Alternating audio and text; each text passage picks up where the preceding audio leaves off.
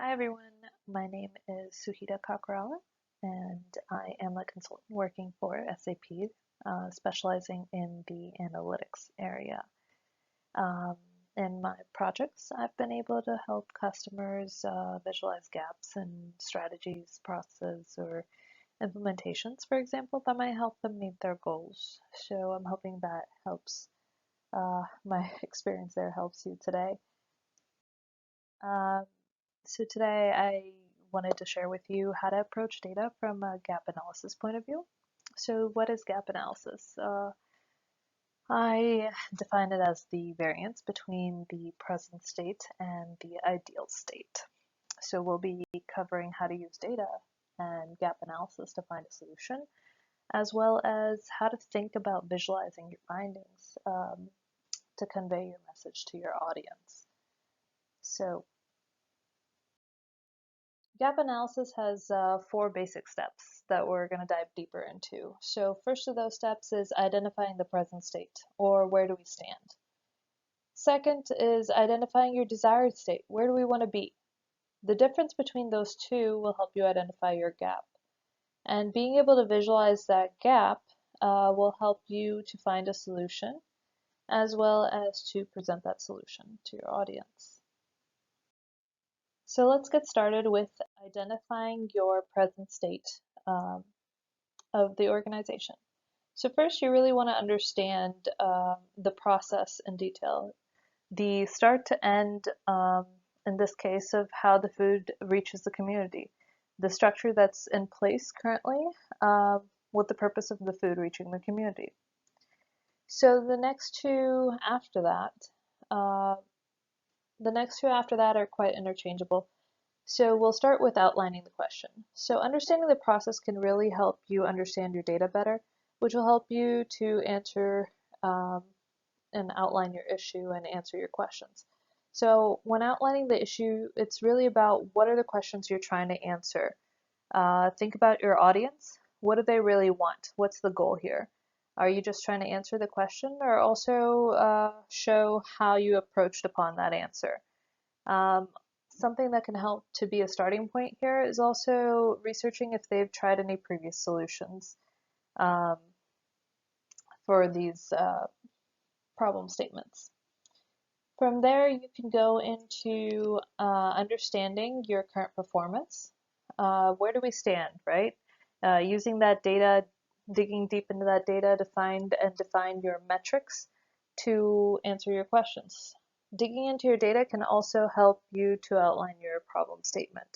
Um, First, you're going to identify your metrics. See if you can create trends. See what the changes are year over year. That can give you indications of positive and negative changes, which will help you summarize your question, which will help you to start answering your questions. Uh, it's how you find your baseline. The current state could be as simple as finding out that your organization A is producing this many meals a week. Uh, but how does that really create a baseline for answering your problem statement?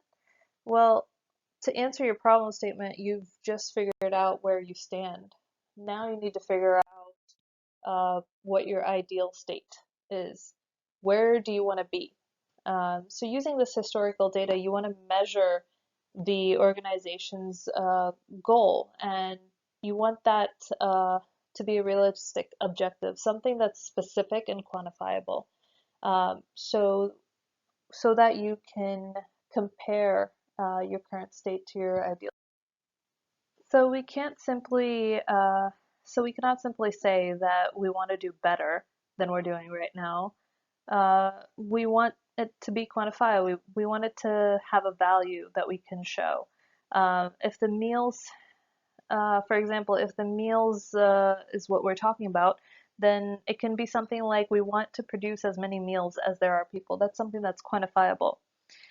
This measure is something that is also comparable to the measure that you've chosen for your present state. So there you can find your difference to identify your gap. So to identify your gaps, we first want to analyze the collected data. We want to uh, not only understand the reasons for the gaps in this stage, but also be able to visualize and highlight that. We really want to show on paper how or why the performance is below desired results. We want to make sure at this stage that we've done all our conversions and our calculations and chosen the right metrics so that we're really comparing, for example, apples to apples, uh, and apples to apples in the same season.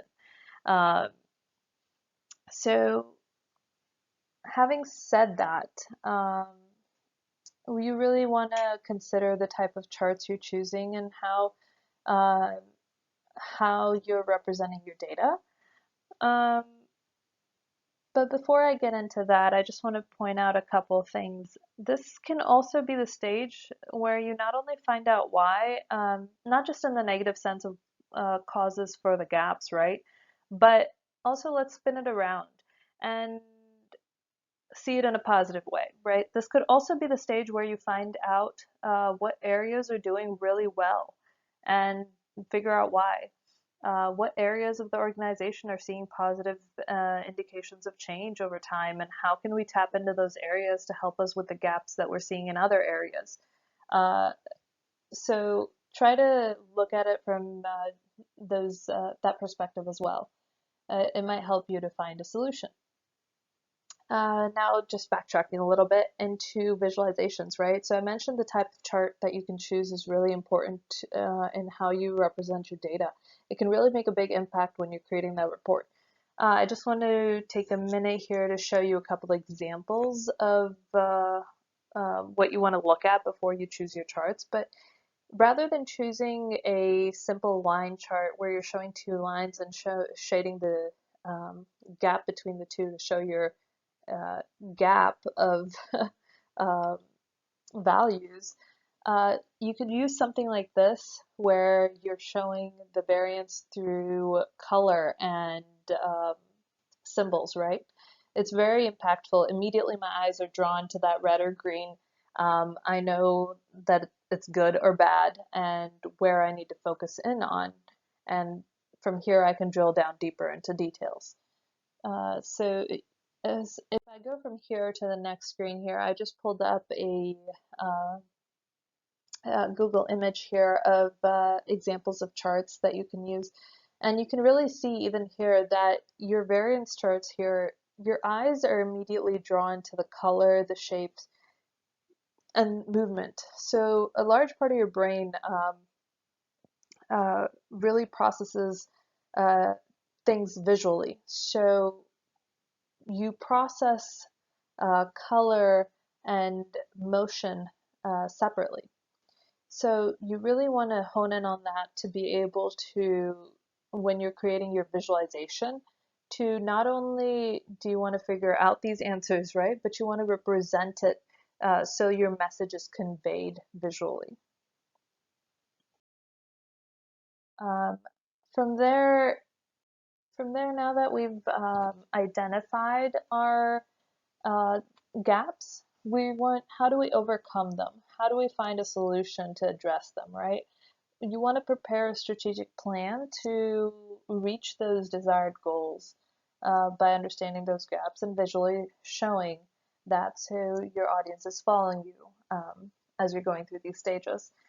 When preparing this plan, um, something you can consider is when trying to visually represent this plan to your audience, something you can consider is a what if scenario, creating some sort of a simulation where you are, um, where this is like a place where a space where you kind of play with the data to simulate scenarios by identifying like the constants and variables that you can adjust. You can adjust different factors to see how it affects the outcome. For example, if distribution is the problem, maybe we look at staffing, or we look at if um, we're looking for cost-effective solutions, maybe we look at time of meal prep, or how do we adjust the time of meal prep to increase distribution efficiency. maybe by changing the type of meal without compromising nutritional value. But um, how do you show that with a value, right? Um, with distribution and staffing, if you increase staffing, how does that help your distribution outcome? If you decrease your meal prep time, how does that increase your distribution efficiency? Um, so being able to show those scenarios through a simulation or a what if scenario to your audience can really help convey your plan. Um, Also, something to consider here would be how do you um, prepare strategies to overcome unforeseen circumstances like this COVID situation, right? Um, so this is where the simulation and this what if analysis can really help you is you're creating some constants and flexible variables that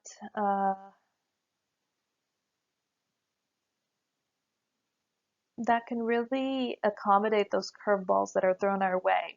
Um, so being able to show that to your audience, not just to speak to it, but to show that to your audience can have a big impact. Next, we'll look at visualization solely. So I just want to talk more about preparing that report for your audience to really address that high impact question. So not only do you want to create these visuals that convey your message, but you want to make sure that you've compiled them in a way that you're getting your storyline across, starting from where you started to where you ended and how you reached your solution, right? So you want to be able to show them your present state visually and show them the gap to the desired state that they're looking for, and show them visually through what we talked about, um, and lead them to the answers and make it easy to follow. So keep it simple. If you lose them along the way, if you have too many complicated charts and you're taking too long to explain the chart to them, they're gonna lose the storyline. They're gonna lose you by the time you reach the end of your report. So make it easy to follow and show them the process you followed visually and lead them to the answers that you've come to. Next, I just want to put in a quick note in here. Uh, to make a visual long lasting, something I think about when creating my reports is making them um, not only for now, but making them so that they function. They're not fixed visuals, but they're flexible. They're uh, adaptable to the timeline, and they have the ability to monitor changes going forward, not just now, showing what's going on now, but they give you the scope to, if you update the data, that they give you the scope to monitor changes going forward to help the organization to adjust their strategies and make tactical decisions based on that. So finally, we not only have